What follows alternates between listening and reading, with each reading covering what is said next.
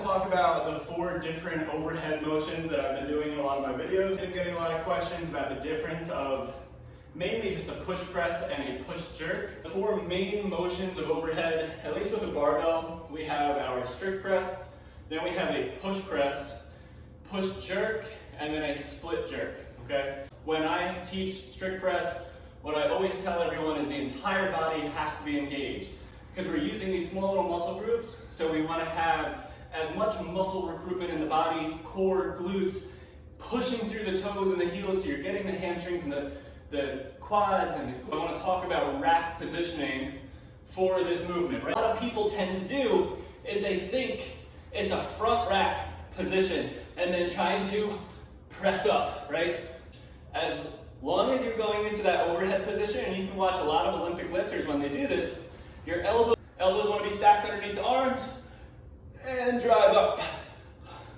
Trying to stay as strict as possible and squeezing every single muscle group, and that's where that muscle-mind connection comes through, right? So now that front rack positioning is going to translate the same way towards the other movements. Okay? Here's a push press, and that front rack, right, you clean it up, and then elbows are underneath. Now a push press is all generated from the hips. People tend to drop the knees forward, which is okay. I like to say, sit your butt back, push the knees away, and from here, drive. There's no extra dip. So again, butt back, knees away, and from here, big drive.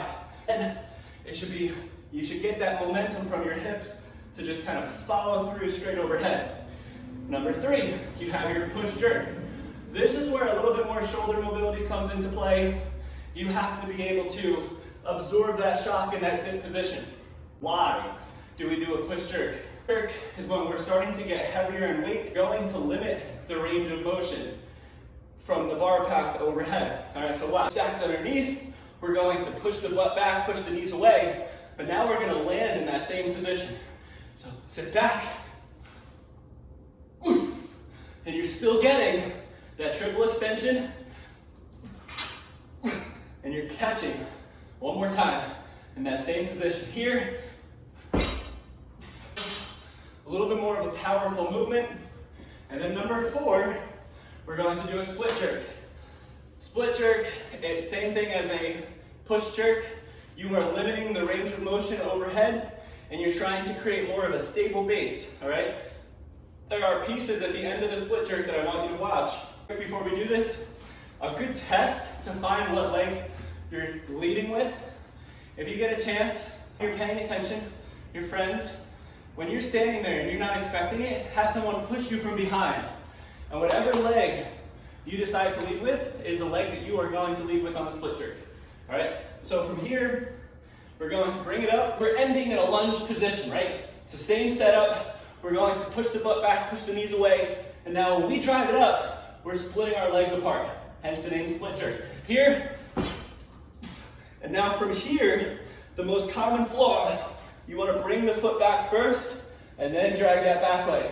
A lot of people, especially when it starts to become unstable, you'll see maybe in CrossFit or Olympic lifting, they're just trying to stagger themselves up. But if you're doing it properly, when you're training, you're going to dip and drive underneath.